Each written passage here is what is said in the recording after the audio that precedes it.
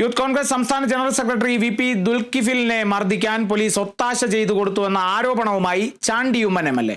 വടകരയിൽ ഷാഫി പറമ്പിൽ എം.പിക്ക് നേരെ ഡിവൈഎഫ്ഐ പ്രതിഷേധമുണ്ടായ ദിവസമാണ് സംഭവം.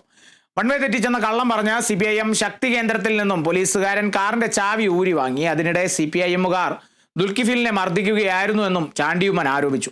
ദുൽകിഫിൽ വൺവേ തെറ്റിച്ചു എന്ന പോലീസുകാരന്റെ വാദം കള്ളമാണെന്ന് തെളിയിക്കുന്ന CCTV ദൃശ്യങ്ങളും വാർത്താ സമ്മേളനത്തിൽ ചാണ്ടി ഉമ്മൻ പുറത്തുവിട്ടു. വളരെ സ്ലോ ആയി പോകുന്നതാണ്, തട്ടിത്തെറിപ്പിച്ചതാണ്.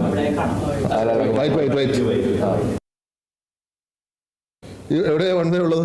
വണ്ടി പോകുന്ന ഡയറക്ഷൻ തന്നെയാണ് വണ്ടി പോകുന്നത്. പുള്ളി ഫോട്ടോ എടുത്താണ്. അത് കഴിഞ്ഞ് വണ്ടി എടുത്ത് കൊടുക്കാൻ പോകുമ്പോൾ പിന്നെയും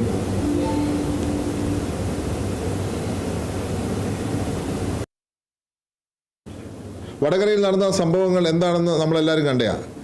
ഷാഫിയെ ആക്രമിക്കാൻ ശ്രമിച്ചു.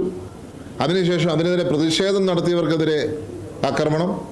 എൻ്റെ വലത്തുവശത്തിരിക്കുന്നത് പ്രിയപ്പെട്ട ദുൽകിഫില, ജില്ലാ പഞ്ചായത്തിൻ്റെ അംഗം.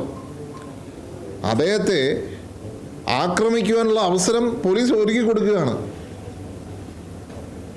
കീ ഊരി മാറ്റി, അദ്ദേഹത്തിൻ്റെ കീ ഊരി മാറ്റി, വണ്ടിയുടെ കീ ഊരി മാറ്റി അദ്ദേഹത്തെ ആക്രമിക്കുവാൻ CPIMന് അവസരം ഒരുക്കി കൊടുത്തത് വ്യക്തമായി കാണാൻ സാധിക്കും.